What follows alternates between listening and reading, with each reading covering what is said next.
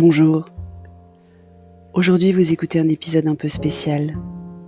J'ai décidé cet été de vous faire découvrir ou redécouvrir les épisodes qui ont le plus marqué les 2 premières saisons du podcast. Les plus écoutés, les plus likés sur Instagram ou les plus lus sur le blog. Vous les avez peut-être ratés.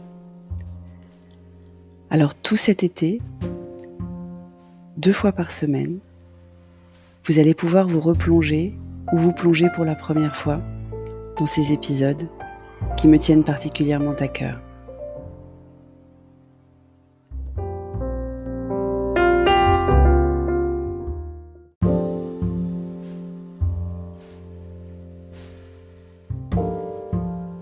C'est le dernier épisode de cette sélection de best-of. Et pour le dernier, ce n'est ni celui que vous avez préféré sur le blog, ni celui que vous avez préféré sur Instagram, LinkedIn ou YouTube. C'est mon préféré.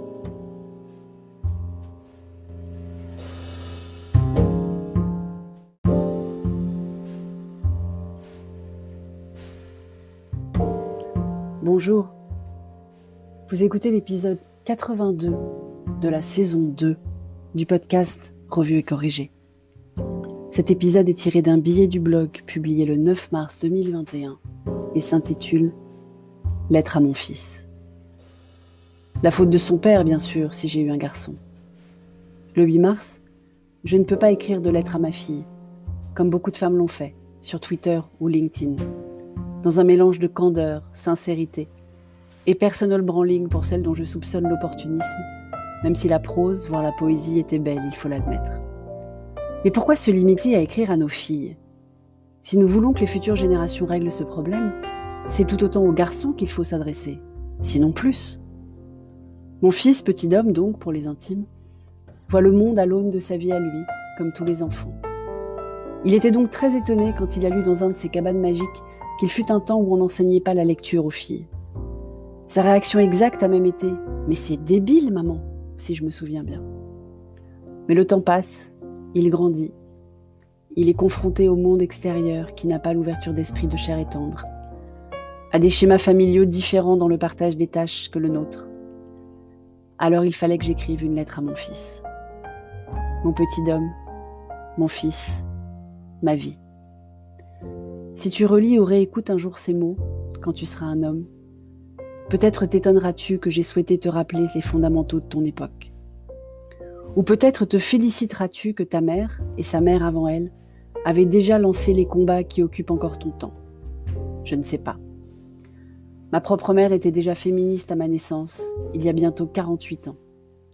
Et si les choses ont progressé sur pas mal de sujets, on ne peut pas encore s'en satisfaire. Donc peut-être que dans 20 ou 30 ans, il restera encore du boulot pour ta génération.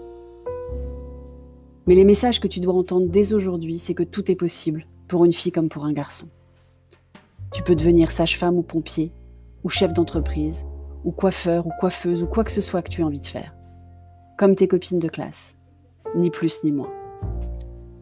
Ce que tu dois entendre dès aujourd'hui, c'est que les tâches ménagères ne sont pas le seul domaine des femmes.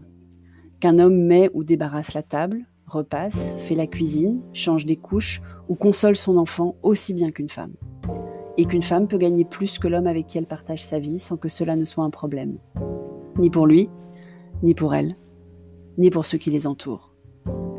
Ce que tu dois comprendre dès maintenant, c'est que la force physique supérieure de l'homme dans de nombreux cas ne peut pas être un blanc-seing pour gagner, et ne doit jamais au grand jamais être utilisée contre un autre être humain, surtout si il ou elle est moins fort ou forte que toi.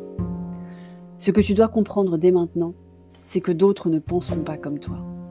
D'autres garçons probablement, mais pas forcément. Ils feront des blagues pas drôles, ils auront des gestes déplacés, ils se comporteront mal avec les filles ou avec les garçons qui aiment les garçons ou qui aiment les filles et les garçons. Et ils t'encourageront à les imiter. Ou te donneront envie de les imiter parce qu'ils auront l'air d'être grands, forts, en groupe. Ne les rejoins pas. Ne les imite pas. Jamais. Ils ne sont ni grands, ni forts, ni en groupe. C'est parce qu'ils sont faibles qu'ils cherchent à exister. C'est parce qu'ils sont petits qu'ils cherchent à se grandir en marchant sur les autres. C'est parce qu'ils sont seuls qu'ils cherchent à se rassurer.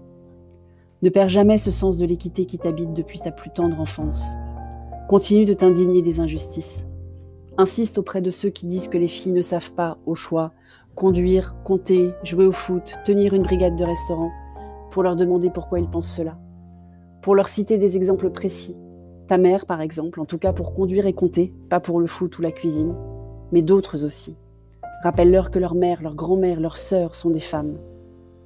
Tu seras un homme, mon fils. Alors sois un homme bien. Merci de m'avoir écouté. Si vous avez apprécié ce podcast, vous pouvez m'offrir un café ou une coupe de champagne sur Buy Me a Coffee. Le lien est dans les notes d'épisode. Si vous aimez ce podcast, abonnez-vous. Et surtout sur Apple, mettez-moi 5 étoiles. À bientôt.